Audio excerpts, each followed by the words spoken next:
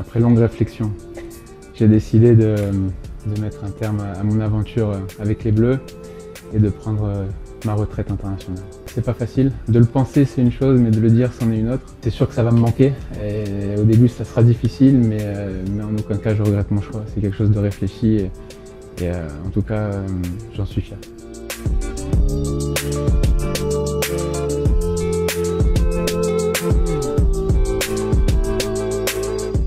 Bonjour à tous, j'espère que vous allez bien. Et oui, c'est l'heure des adieux. L'équipe de France est désormais orpheline de son capitaine et orpheline de son gardien titulaire depuis, écoutez, 2008. C'est un record, 145 sélections en bleu, une Coupe du Monde. Hugo Lloris jette les gants. Et alors, qui dit départ d'Hugo Lloris dit cage libre. Mais qui va occuper ce poste vacant? Le néo-retraité nous dit tout au micro de Jean-Marie Bagayoko. Mike Maignan est certainement le successeur désigné de par ce qu'il fait en club depuis maintenant quelques années. Après, il est évident que des joueurs comme Alphonse Areola, il y a également encore Steve Mandanda qui ont le niveau international. Et puis il y a d'autres jeunes comme Alban Lafont, Ilan Meslier également qui réalise de très belles choses en Angleterre. Il y a peut-être également le gardien de Lille, Chevalier, qui est certainement promis à un très bel avenir. Et il a évoqué plein d'autres sujets dans cette interview et elle est notamment disponible en intégralité sur l'application TF1 Info. Il parle évidemment des déclarations de Noël Le Graët qu'il qualifie d'inappropriées. Il confie aussi ses meilleurs moments en bleu, mais surtout il évoque un nouveau chantier en équipe de France. Qui sera le nouveau capitaine?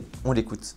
C'est avant tout une question pour le sélectionneur. Il y a peut-être Raphaël Varane qui a été longtemps vice-capitaine et qui a une forme de légitimité par rapport à ça. Et puis il y a également un joueur qui monte en puissance, même dans le leadership, c'est Kylian Mbappé, avec qui je pense l'équipe de France va continuer à performer et certainement rester tout en haut dans la hiérarchie mondiale. Alors, Mbappé, Varane, en tous les cas, c'était une expérience très particulière pour Pogba il y a quelques mois, regardez. Quel capi ça.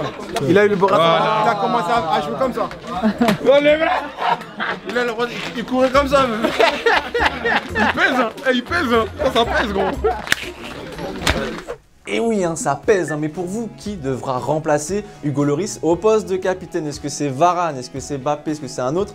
Vous nous dites tout et on sélectionnera demain 2 commentaires. Et avant de fermer cette page Lloris, Blaise Matuidi a rendu un bel hommage à son capitaine. Oh capitaine, j'ai la même admiration et reconnaissance pour l'homme que tu es, loyal, droit, courageux, que pour le joueur qui nous a fait tant gagner. Dimanche aussi, Téléfoot consacrera une page bleue pour revenir sur les premiers pas et la carrière d'Hugo Lloris en équipe de France. Donc soyez au rendez-vous dimanche à 11 h sur TF1.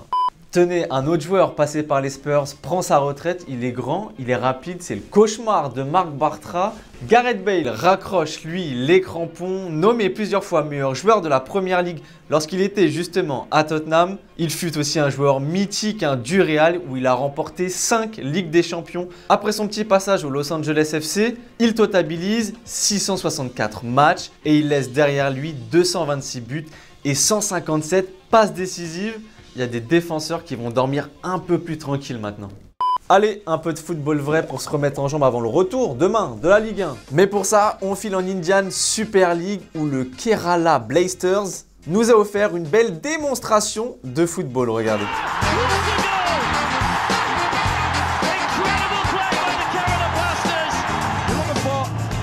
Et on se rapproche direction la péninsule ibérique dans le championnat du Gibraltar. Ou pareil, ça partait bien pour le Lynx FC, ça joue en une touche et c'est tellement beau à voir que même le défenseur veut participer à sa manière.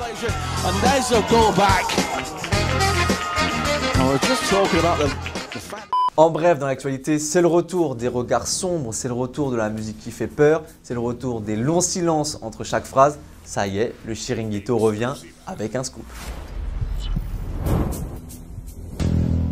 Bueno, aquí ya se había dicho que el Atlético de Madrid le había comunicado a Simeone que tenía la oportunidad de, vamos, que no continuara en este mercado de invierno, ¿no? Y es que Simeone ya le ha dicho a Miguel Ángel Gilmarín que en junio no seguirá, no continuará en el Club Atlético de Madrid.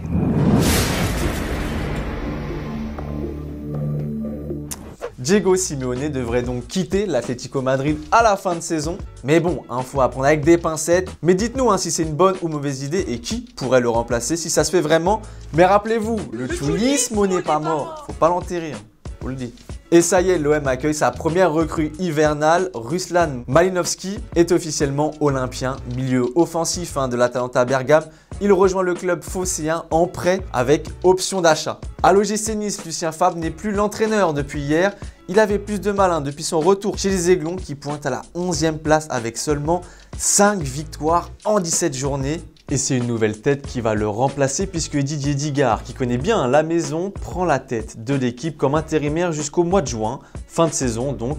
Hâte de voir ce que ça va donner. Et c'est officiel, Roberto Martinez, l'ancien sélectionneur de la Belgique, est devenu sélectionneur lui du Portugal. Et il ne ferme pas du tout la porte à Cristiano Ronaldo en sélection. Quiero contactar con todos los jugadores, la lista de 26 jugadores del último mundial y Cristiano es un jugador de esa lista y se merece el respeto de poder sentarnos y hablar y a partir de ahí crear en 10 semanas el mejor equipo para los partidos para la clasificación de la Eurocopa. Allez, hier, Thomas vous demandait si vous étiez pour ou contre la prolongation de Didier Deschamps en équipe de France. Titouan, toi, t'es mitigé. Sa prolongation reste un bon point car les résultats suivent.